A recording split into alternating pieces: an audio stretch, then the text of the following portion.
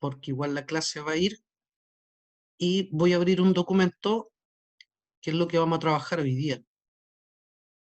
Ya, este documento te lo voy a hacer llegar, lo voy a hacer llegar al grupo para que lo tengan. Ya, ahí entra otra persona. Vamos a esperar a que entre y comenzamos. Ya, ya. Ahí se está conectando. Ya. Misael, buenas tardes. Buenas Vamos, tardes. chiquillos, estábamos revisando el léxico contextual, pero lo vamos a dejar pendiente, después le voy a mandar las claves, porque me di cuenta que el próximo viernes es 18 de septiembre, entonces me imagino que no vamos a tener clase, ¿verdad? Por lo tanto, niños, hoy día quiero ver un contenido que les interesa mucho, comenzar a ver un contenido que les interesa mucho, que tiene que ver con los tipos de texto, los primeros tipos de texto que vamos a manejar, que tienen relación a los textos literarios, ¿ya? Para eso es importante que yo les pase esta materia porque es un gran eje dentro de la nueva prueba, ¿ya? Así que le voy a dar prioridad un poquito al contenido y después vamos a ir ejercitando en la medida en que vayamos pasando los contenidos. Ya, lo que le decía a la Dani, que esta guía la voy a hacer llegar en el grupo para que la tengan, no se la he enviado todavía porque tomé la decisión hoy día realmente de no hacerle la continuación del léxico contextual, que era revisión de ejercicio, dándole prioridad a esto, ¿ya? Entonces, comencemos, chiquillo. Dice, introducción a los géneros literarios. Es importante que nosotros empecemos a mencionar qué es la literatura y obviamente qué son los géneros literarios, ¿ya? Que parecen ser bastante comprendidos, pero a mi juicio hay mucho error en ellos. Dice, la unidad que te presentamos a continuación tiene relación con el aspecto literario que será evaluado en la nueva prueba de selección universitaria. ¿Ya? Específicamente nos remitiremos a los géneros literarios, los cuales para la mayoría de ustedes no es un tema ni desconocido ni nuevo, ya que el diseño curricular escolar contempla este contenido a partir de la enseñanza básica para luego reforzarlo obviamente con mayor profundidad en la enseñanza media. Lo que les decía, ustedes ven literatura desde que comienzan el colegio, y donde empiezan más fuerte a partir de quinto básico y de ahí no paran. Si se han dado cuenta, incluso la enseñanza media es toda literatura, el lenguaje cambió. Antes se veían aspectos estructurales de la lengua y otras cosas, y hoy todo gira en torno a literatura. En primero medio viste literatura, segundo medio viste literatura, tercero medio sigue literatura y cuarto medio, ¿para qué decirlo? ¿Verdad? Por lo tanto, chiquillo, aparentemente, esto es un contenido muy aprendido. Y como supuestamente es muy aprendido, es donde les preguntan más, ¿ya? Pero ¿cuál es el drama que hay con respecto a los géneros literarios y específicamente literatura? Que son los más subjetivos. Entonces, suelen fallar más en las respuestas, ¿ya? Por eso hay que estar bien atento a lo que vamos a ver hoy día. Dice entonces, para comenzar, debemos establecer que el término literatura proviene de la palabra latina literae, que en latín significa letra. Por consiguiente, literatura puede señalarse como el arte de escribir. Atentos con eso. Sin embargo, quedarnos solo con ese juicio puede limitar mucho tu conceptualización, pues es imperativo que entiendas la literatura como una manifestación humana. Algunos la señalarán como desenvolvimiento del espíritu humano, que se desarrolla a través del lenguaje. ¿Ya? ¿Qué nos quiere decir esto básicamente? Nos dice, oye, literatura viene del término latino litera, letra. Entonces, ¿qué pensamos? ¿Qué solemos pensar? Ah, todos los textos escritos son literatura. Y no es así. Es más que eso. Tenemos que agregar lo que es la tradición oral. Algunos, como vamos a ver más adelante, le llaman oralitura. ¿Cómo? Sí, pues. Recuerda que los mitos, las leyendas, eran de tradición oral, nacieron hace mucho tiempo atrás, lo aprendían de memoria y lo enseñaban de generación en generación. ¿Por qué hoy están escritos? Porque después que surge la escritura y la manifestación de estudiosos, críticos, etcétera, dicen, chuta, voy a registrar este mito que escuché, esta leyenda que escuché, este relato que escuché. ¿Para qué? Para que no se pierda. ¿ya? Recuerden, chiquillos, primero era la palabra, después era la escritura. Por lo tanto, no podemos dejar de lado todo el impresionante espectro de discursos o textos, por ahora voy a cometer ese error, textos orales, como dicen algunos, malamente, que existen también. Yo creo que muchos de ustedes, por ejemplo, ha ido al campo, ¿verdad? Ha ido al sur y de repente se encuentra con un caballero. Oiga, señor, ¿es verdad que acá se aparece el diablo? No me hable nada del Colu. Y cuenta toda una historia. Tú podís volver 5 años después, te encontráis al mismo tipo y le podías hacer la misma pregunta. Oiga, ¿es verdad que acá se aparece el diablo? No me diga nada. Y te cuenta la misma historia. Y quedáis así como, oye, este viejo es un libro ambulante. ¿Sí? Porque todavía existe la tradición oral, gente que se aprende las historias y las relata de la misma manera. Por eso es que es tan bonito ir a esos lugares y hoy que tienen la suerte grabadora, antes recuerden que no había nada, pueden grabar, pueden filmar y todo el cuento, antes lo interrogaban y iban registrando todo. ¿Te das cuenta? Por lo tanto, la literatura, no solamente aquello que está escrito, sino que también es aquello que es oral. ¿Ya? Dice, precisamente por tener su raíz en el lenguaje, es que la consideramos como un acto peculiar de la comunicación humana. Aquí es necesario que recuerden las características del lenguaje. Por ejemplo, son varias características, pero uno analiza siempre tres. La literatura como medio de comunicación, la literatura como soporte del pensamiento y la literatura como instrumento de creación. ¿Y por qué es tan importante que nosotros revisemos esas tres características? Porque precisamente esta prueba te va a tomar las tres características de la literatura. Hay muchas más, podríamos mencionar muchas más características, pero estas son las fundamentales, ¿ya? Porque en el fondo, como te decía, ¿qué es la literatura en este caso? Son todos los textos, es decir, lo que he escrito, todos los discursos, es decir, lo que es oral, que tengan un sentido literario, estéticamente literario. ¿Se dan cuenta? Ahora, veamos las características. O sea, si la literatura tiene características, veamos cuáles son esas características de la literatura. Dice, en primer lugar, la literatura como un medio de comunicación. Más de alguno puede decir, ¿por qué un medio de comunicación? Veamos. Sin lugar a dudas, gracias a la literatura podemos conocer un sinfín de mundos que van hasta lo real o lo ficticio, ¿cierto? Estos mundos literarios nos comunican, dialogan con nosotros. Nadie cree que los libros dialogan. Recuerden que los libros, si ustedes recordarán, segundo medio generalmente se pasa, los medios de comunicación masivos, la literatura también es un medio de comunicación masivo.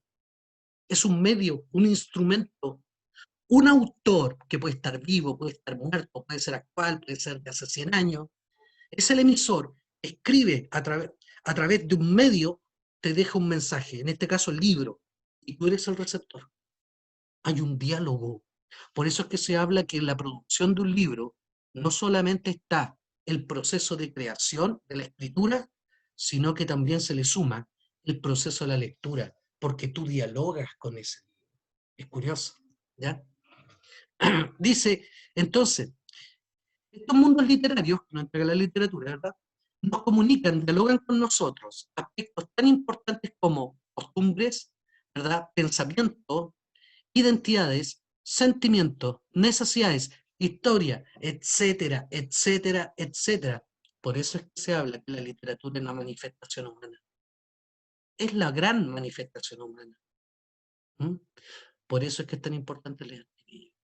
¿Qué? Como ya lo hemos dicho, para que nuestro mundo crezca. Dice entonces, identidad, historia, etcétera, propios de una comunidad que puede ser parte de un pasado o de un presente y que obviamente seguirá en un futuro, que pueden estar muy cerca o muy lejos. Mira qué lindo. Todos estos aspectos que nos entrega la obra literaria son muy significativos, ya que nos aportan herramientas, experiencias necesarias para desarrollarnos, no solo intelectualmente, sino que también afectiva, social, espiritual e identitariamente. Es decir, como te decía, la gran transmisora de cultura, entendiendo por cultura todas las manifestaciones que tiene un pueblo.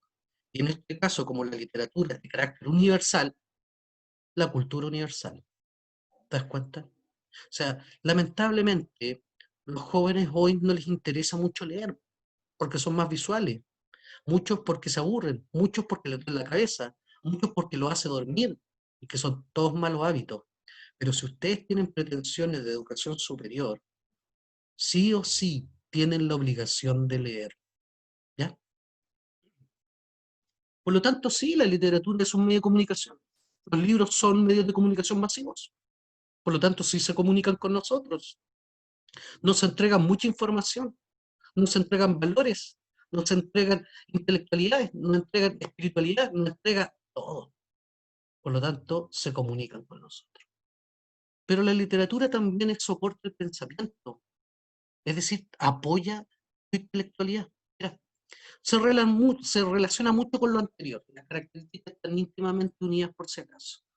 Se relaciona mucho con lo anterior, debido a que mientras más conoces, escucha, más desarrollo intelectual logras. Es obvio. Un concepto es una herramienta en tu mundo, va aumentando tu mundo. Mientras más conceptos manejes, sin lugar a dudas, chiquillos, más inteligentes van a ser. ¿Mm? Todos los especialistas del lenguaje coinciden en que una libre obra literaria ayuda a incrementar nuestra mente e imaginación, ¿ya? Es decir, podemos conocer, comprender elementos y situaciones que enfrentamos en nuestro diario vivir, pero por otro lado, también podemos conocer y comprender elementos y situaciones lejanas, antiguas, mágicas o ficticias, que de otro modo nunca creeríamos que pudiesen existir en nuestro mundo o en otro.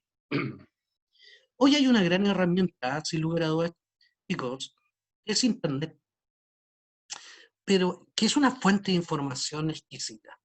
Pero lamentablemente muchos la desperdician. La desperdician. ¿Por qué digo esto? Porque en el fondo solamente se dedican a las redes sociales, o están whatsappeando, o están viendo su Messenger, o están en Instagram, ¿verdad? Y en el fondo viendo cosas que hacen otros, pero no en términos culturales. ¿Por qué les cuento esto? Porque antes, chuta, cuando yo era joven, bueno, no había internet, no había internet, y teníamos que acceder a los libros para conocer el mundo. ¿Te das cuenta? ¿Cómo me informaba de algo que yo no puedo experimentar? Porque lamentablemente ustedes tienen que entender algo. Muchas veces te dicen, oye, para conocer tenés que experimentar. Chuta, pero es que no lo puedo conocer todo. No tengo ni los medios, ni el tiempo, ni la vida para conocerlo todo en forma directa. Imagínense, yo muchas veces a los cabros en el colegio les pregunto, oye, ¿quién conoce las pirámides de Egipto? Todos levantan la mano, todos.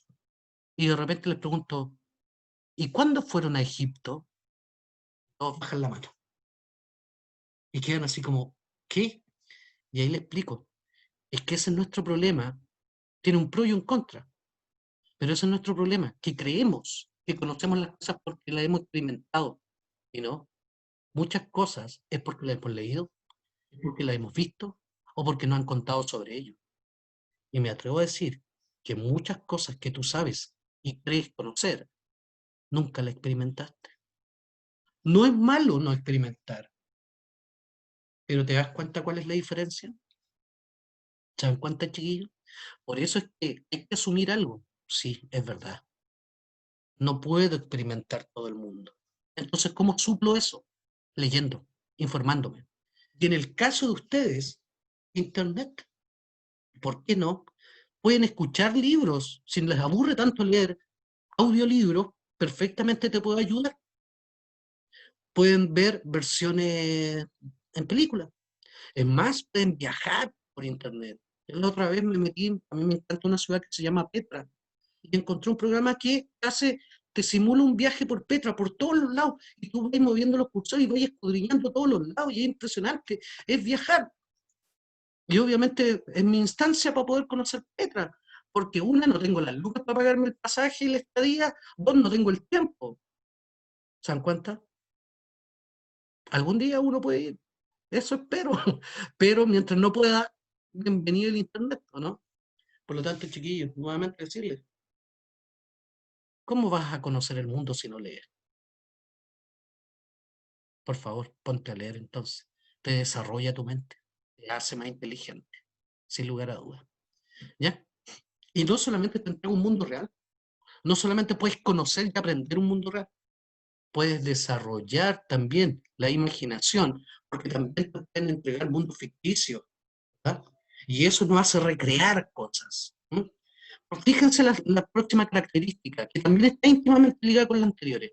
Dice, la literatura como instrumento de creación nos permite ser creativos. Si somos ingeniosos, si desarrollamos nuestro pensamiento, como lo vimos en el caso anterior, también podemos desarrollar creatividad. Miren, este es uno de los aspectos más cruciales y estudiados de ella.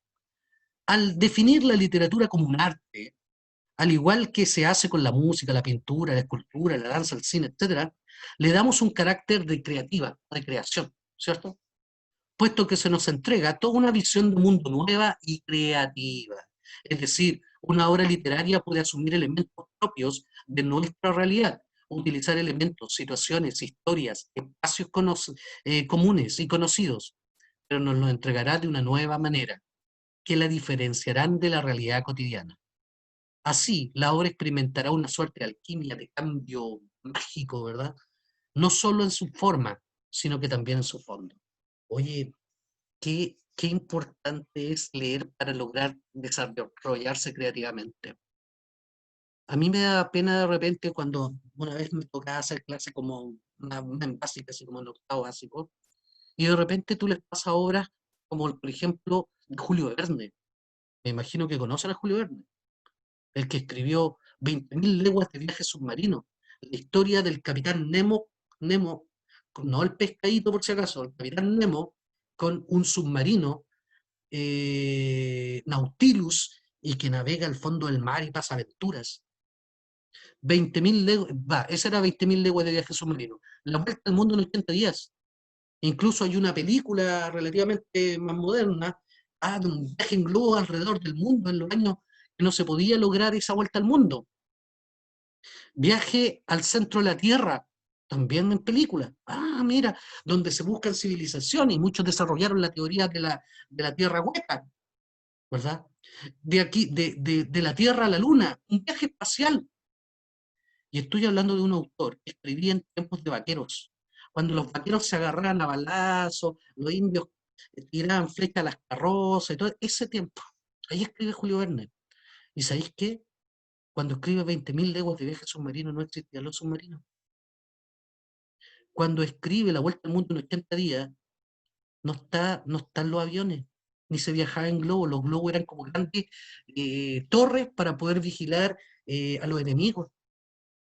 De la Tierra a la Luna no existían los cohetes, con suerte sabían por qué disparar una bala. Viaje al centro de la Tierra, qué taladro, eran todo manual así como para hacer hoyos. Pero alguien leyó esta obra y empezaron, ¿y por qué no se puede hacer un submarino? ¿Y saben? Lo hicieron. ¿Y por qué no se puede volar con aviones? E incluso con globos dirigibles como el Zeppelin, lo hicieron. ¿Por qué no se puede viajar a la Luna en un cohete? Lo hicieron. Fíjate, el gran avance de la ciencia y la tecnología le debe a un escritor, a Julio Verne. Esto que otros recrearon a la vez una vez de haberlo leído, lo recrearon y a través de su ingenio lo lograron. Piensa tú nuestro avance. Es impresionante. Te podría decir que incluso el celular está basado en un texto literario de un guionista cómico, Mel Brooks, que tiene un super agente 86, Maxwell Mark. ¿Y cuál era la diferencia? Que él tenía un zapatófono, era un espía muy ridículo. Y se sacaba el zapato y del taco tenía una especie de teléfono. Y ahí hablaba, ¡aló, jefe! Y todos se reían, ¡oh, qué idiota habla por un zapato! ¡Oh, qué idiota habla por un zapato! Solamente existe el teléfono red fija. Y fueron los rusos mirando la serie que dijeron, ¿y por qué no se puede hacer? Y lo hicieron. Pero tenían problemas porque el taconeo lo echaba a perder.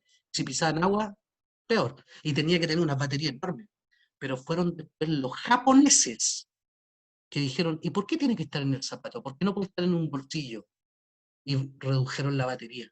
Y hoy tenemos nuestros celulares. Oye, el celular nace como idea de una comedia, para que vean ustedes, chiquillos. Ese es el ingenio, po. Por eso es que también es tan importante leer, fundamental. Niños, ¿me entienden? ¿Les queda claro? Sí, profe. Ya. Por lo tanto, por eso es tan importante, chicos, por eso es tan importante que ustedes entiendan lo que es literatura y que van a enfrentar en esta prueba. No la están midiendo por medirte, la están midiendo para ver si tú eres capaz de leer, si tú has desarrollado los procesos que se esperaban en la educación escolar. Veamos, dice, observaciones. Por si acaso, esta guía se las voy a hacer llegar una vez terminada la clase, ¿ya? Para que la tengan. Observaciones. Es necesario destacar que si bien la palabra literatura proviene de litera, letra, no debes creer que esta solo se relaciona con lo escrito, que es lo que te está diciendo. No creamos que únicamente lo escrito es literatura. Pues recuerda que en un primer momento se estableció la tradición oral, algunos llaman oralitura, donde el texto estaba registrado en la mente de los hablantes. Nadie cree que se puede registrar un texto en la mente. Es más, ustedes sabían que uno de los primeros textos conocidos se llama la Ilíada, y ustedes saben que la Ilíada se escribió mucho tiempo después de su creación. La Ilíada, seguramente alguien la escribió, pero la aprendió de memoria. Después la enseñaba de memoria. ¿Y qué hacían? ¿Cómo lo hacían para transmitirle al pueblo? En plazas, los aedos empezaban a declamar la Ilíada. Cuando mujeres se juntaban a trabajar en un conglomerado, contrataban una especie de radio ambulante, que era este aedo, y él empezaba a cantar las hazañas del pueblo griego. Así era la Ilíada. Después, para que no se pierda, dejémosla registrada. Por lo tanto, no consideren solamente lo escrito. Ahora bien, es verdad, ustedes van a enfrentar una prueba escrita, por lo tanto, todo lo que van a ver está escrito, pero recuérdalo. Entonces, en primer lugar se estableció la tradición oral, donde el texto estaba registrado en la mente de los hablantes. Si hoy la literatura está registrada a través de la escritura, es por un principio que establecieron los latinos, los romanos, que decían verba volant scripta manent, o mejor dicho, las palabras vuelan, si vuelan se pierden, lo escrito queda, y si queda permanece. Curioso, eran los romanos los que dijeron que nada se pierda. ¿Mm? En el fondo, es un criterio que busca conservar la tradición, pero eso no significa que una u otra forma es más válida y más propia de la literatura. Es decir, bienvenida sea la oralitura, lo oral, y bienvenida sea la literatura, lo escrito. Lo vamos a considerar todo en el mismo fenómeno literario. ¿Ya? Eso. Pues, por lo tanto, la literatura es compleja. Ahora, si usted entenderá, y uno dice, a ver, ¿saben, chiquillos? Hay una locura con respecto a lo que son los géneros literarios. ¿Por qué? Porque no lo entendemos. Ocurre que esto tiene que ver con un problema de la literatura. Piensen ustedes, el texto más antiguo debe datar más o menos 3000 años antes de Cristo, la epopeya de Gilgamesh, o el poema de Gilgamesh. 3000 años, y ya llevamos 2000 años. Por lo tanto, el hombre está escribiendo 5000 años aproximadamente. Y piensa que cada 15 minutos, hoy, se publica una obra. ¿Cuánta obra habrá? Y ni siquiera pensemos en la tradición oral, pensemos en lo escrito. ¿Cuánto habrá? Un libro, una edición. ¿Cuánto habrán? No tendríamos ni tiempo, ni vida, ni recursos para leerlo todo. Con suerte leeríamos algo muy mínimo de todo eso que existe.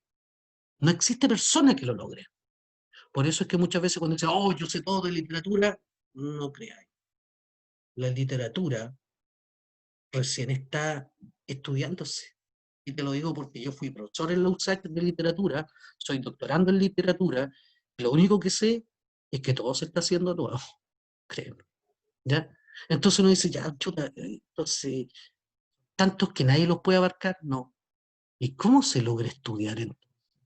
Si el objeto es tan grande, es tan enorme, ¿cómo podemos abarcar lo que es la literatura? Ahí se inventó un concepto llamado géneros literarios. ¿Cómo qué? Género, yo siempre le pregunto a los chiquillos, le digo, ¿qué es género? Fácil, profe, tela. No tiene nada que ver con tela. ¿De qué viene? Realmente está mal puesto el nombre porque debería ser generalizaciones literarias. ¿Qué es la generalización? Es un fenómeno de estudio. Es un fenómeno de estudio. ¿Qué significa? Que yo, a través de un concepto, puedo analizar el resto. A ver, ¿qué significa esto? Significa, por ejemplo, pongamos un caso, somos médicos, ¿ya? Y tenemos una idea, una hipótesis de poder mejorar la calidad de vida a los enfermos hipertensos, Pero ya, pues, tenemos un tratamiento, tenemos medicamentos, tenemos dietas específicas que sabemos que le van a mejorar su calidad de vida, ¿verdad? Pero podemos trabajar con todos los hipertensos que hay. Imposible. En el mundo hay millones. No podríamos, por mucho que seamos. No podemos. Reduzcamos ya los hipertensos en Chile, solamente los chilenos. Hemos reducido harto, pero siguen siendo miles. Por lo tanto, no. Ya sabéis que reduzcamos más el grupo. 10. Perfecto. 10. Con 10 sí podemos trabajar. Entonces, estos 10 compadres les damos una dieta especial, ejercicios especiales, medicamentos especiales, y de los 10, 9 mejoran su calidad de vida. Entonces, nuestro tratamiento es un éxito, porque si lo llevamos a proporciones, el 90%, porque los 10 serían el 100%, por lo tanto, los 9 pasan a ser el 90%. Éxito, ¿cierto? ¿Qué significa? Que ahora podemos determinar algo. Si tiene un 90% de éxito, ahora sí podemos liberar nuestro tratamiento al que quiera tomarlo y sabremos que el que lo quiera tomar a todos, el 90% va a mejorar su calidad de vida. ¿Qué método utilizamos? Algo que se llama generalización. Reducir el objeto de estudio para tratar de comprenderlo. Eso hacen los géneros literarios. ¿Cómo? Pescaron varios textos y vieron que tenían algo en común. Dijeron, mira, todos estos tienen algo en común. Tienen la pretensión de contar, narrar o relatar una historia. Ya, pues, a estos que tienen esa intención, llamémoslo género narrativo. Lo analizamos y las características que desprendemos en común serán aplicables para el resto, po. ¿Se dan cuenta? Ya, esto otro tiene algo en común. Expresan emociones a través de un lenguaje poético. Le sacamos todas las características, será aplicable para todos los que son así, po. Listo, perfecto. Ahora, todo esto que nos quedan tienen una característica, la virtualidad teatral o la potencia de que se lleve a un teatro, una obra. Género dramático, listo, analizamos sus características, serán aplicables para el resto. ¿Se dieron cuenta, chiquillos? O sea, en el fondo, lo que estoy diciendo es, son formas de analizar obras, pero no se analizaron todas, se analizaron algunas. Y se supone que el resto tiene las mismas características. Por lo tanto, género literario es un concepto inventado, es un método de análisis nada más, para tratar de saber qué cosa tiene esta obra. Curioso. El problema fue otro. Pero ustedes no se van a meter en este caso porque la prueba toma eso como verdad. Pero nadie les dice a usted, oye, este compadre se equivocaron también. ¿Por qué? Porque hay libros que tienen las tres estructuras. No, que se llaman textos totales, pero ustedes no se los muestran. ¿Por qué? Porque un cacho analizarlo. Otro, ¿sabéis qué? Hay textos que no son ni narrativos, ni líricos, ni dramáticos. No, no los pesquemos. ¿Alguien conoce el Huehuencio Macho Ratón? Ollantay, Chilambalán, Rabinalachi, Popul Vuh. Le estoy mencionando textos curiosamente prehispánicos, que no coinciden en esta estructura. ¿Pero ustedes los ven en el colegio? No. ¿Y por qué? Porque son un cacho.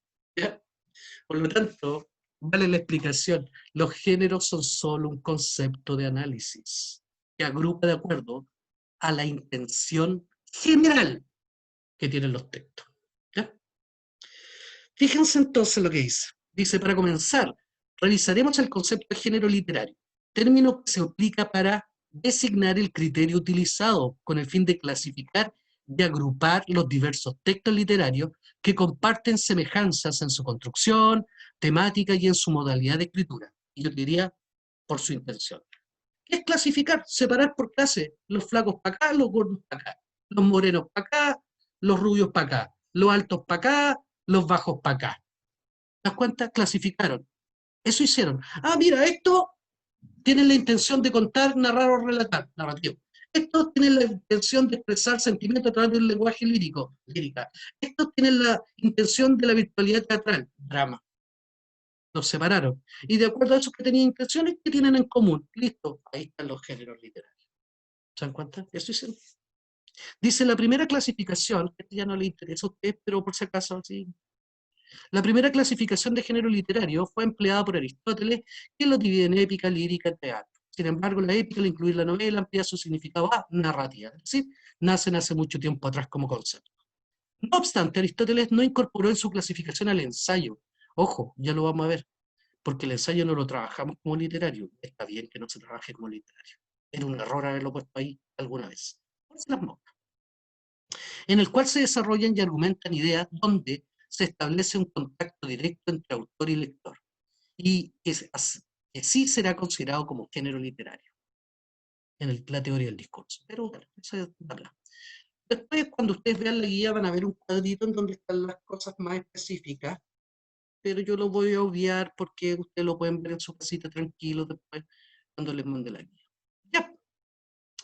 Ahora, volviendo un poco al tema. Chiquillos, por lo tanto, lo que les conté, lograron determinar tres géneros literarios: narrativa, lírica, drama. ¿Ya? Son los tres. ¿Qué les tengo que decir? Que esta prueba toma textos literarios, pero no los tres, solo dos. ¿Cuál dejó fuera? La lírica. O sea, tú tenés que ver solamente narrativa y drama. Sí. ¿Y por qué dejó la lírica fuera? Fue benigna contigo. Fueron benignos contigo. ¿Sabes por qué? Porque de acuerdo a los ejercicios de prueba de selección, ¿dónde más caían los estudiantes? En la lírica. Por lo tanto, chiquillos, preparen bien esta prueba. Está a la mano. No es una prueba difícil. Les sacaron de los textos literarios lo más difícil. Por lo tanto, es una gran ayuda. No sé si el próximo año, se supone que el próximo año normalizamos las clases y todo el cuento, y lo más probable es que en el próximo año sí aumenten. ¿Mm? Por lo tanto, ya, veamos los dos, dos nomás, ¿no? Aquí vamos a ver los tres, no es necesario ver la lírica. Y partamos entonces con el primero, ¿ya? La narrativa. ¿Cómo nos definen tradicionalmente narrativa? Dice, si revisamos la etimología de la palabra narrativa, encontramos que esta proviene del latín, que significa contar, relatar un suceso. Por eso es que te dicen, contar, narrar o relatar, es lo mismo. Por lo tanto, se dice que pertenece al género narrativo, escucha, aquel texto que relata hechos a través de un narrador. Importante, es importante. Te va a parecer idiota lo que yo voy a decir, pero por favor, chiquillos, de ahora en adelante no se vayan a confundir, porque esto es importante. Sin narrador no hay narrativa. Lo que justifica la narrativa es la presencia del narrador. Por ende, no me meta narrador en textos líricos, por ejemplo. En el colegio a cada rato estamos analizando lírica. El narrador lírico, listo, cooperaste. ¿Por qué? Porque el narrador no es de la lírica. Por algo se llama narrador. Pasa en el drama. Sí, el narrador dramático, ¿cuál narrador dramático? No existe narrador dramático. El narrador es únicamente de la narrativa. Por lo tanto, chiquillos, por favor entiéndanlo.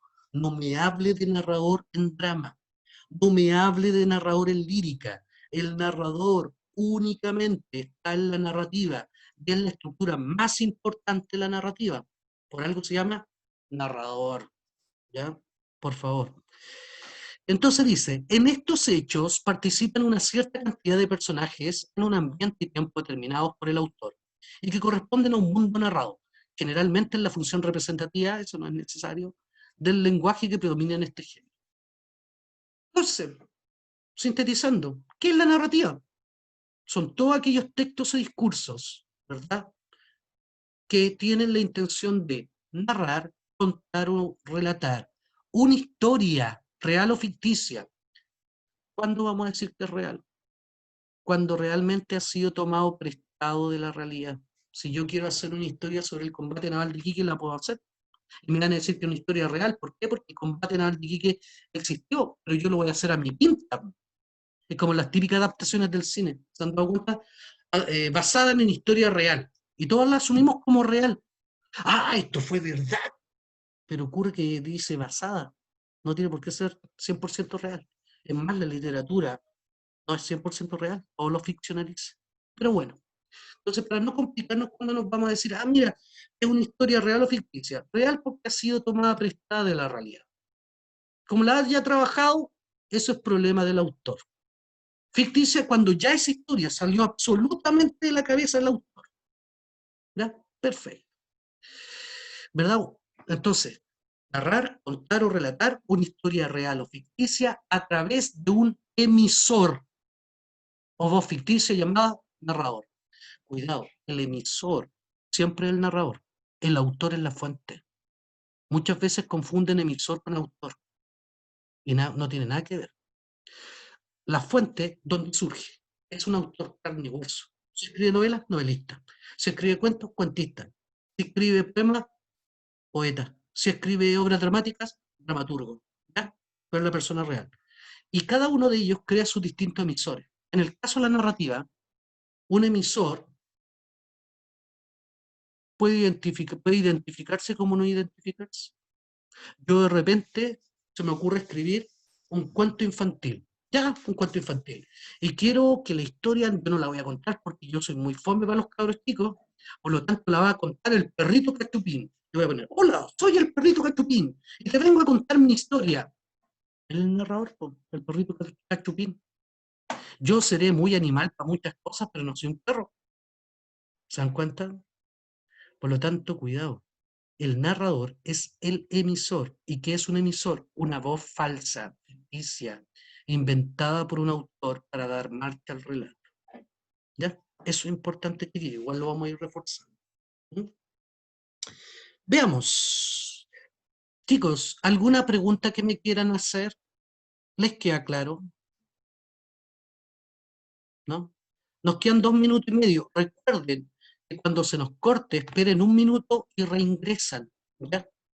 Niños, lo otro, para los que entraron más tarde, tomé una decisión de no continuar con los ejercicios de léxico que estábamos viendo, porque les voy a mandar después las claves mejor, porque el próximo viernes feriado es 18 de septiembre. Entonces, como es 18 de septiembre, es complicado para nosotros. No va a haber clase y no nos podemos atrasar. Entonces, ¿qué prioricé? Prioricé pasarle este contenido que para mí es más importante que te lo explique, ¿ya? Y después, cuando tengamos el tiempo suficiente, vamos a poder ejercitar. Aparte que la idea, como ya te decía, una vez que yo te ponga al día, te dé todos los contenidos, te vamos a meter al grupo mayor, que generalmente es el grupo que trabaja 2 veces a la semana, en donde ejercita harto, ¿ya? A ti, en este caso, son nivelaciones para poder meterte al grupo mayor. ¿Ya? Así que tranquilitos con eso. Lo que más me interesa es que vayamos adquiriendo los conocimientos, ¿verdad? Para después aplicar. ¿Mm? Por eso. Chicos, ¿qué vamos a ver ahora en la segunda parte de la clase? Vamos a ver los tipos de obras narrativas, que pueden encontrarlas como, atento, tipos de obras, formas narrativas e incluso subgéneros. Ya dijimos, los géneros son tres: narrativo, lírico, dramático. Y los subgéneros son los tipos o son las formas. Por ejemplo, acá tenemos cuento, novela, fábula, etcétera, que las vamos a ir mencionando vuelta de el corte que vamos a tener. Nos quedan como 20, 30 segundos, así que vamos a esperar un poquito. Chiquillos, ¿les queda claro? ¿Hay alguna duda? ¿No? Ya, Todo claro. ya, perfecto. Porque de repente siento que como están muy piola, a lo mejor no les queda muy claro. El que quiere interrumpirme, me interrumpe, chiquillos, no tiene ningún problema. ¿Ya? Si no le queda claro, no les puede quedar nada en duda, ¿ya? Nada. Intervengan nomás. Ya, nos van a cortar. Esperen un minuto y reingresamos, ¿ya?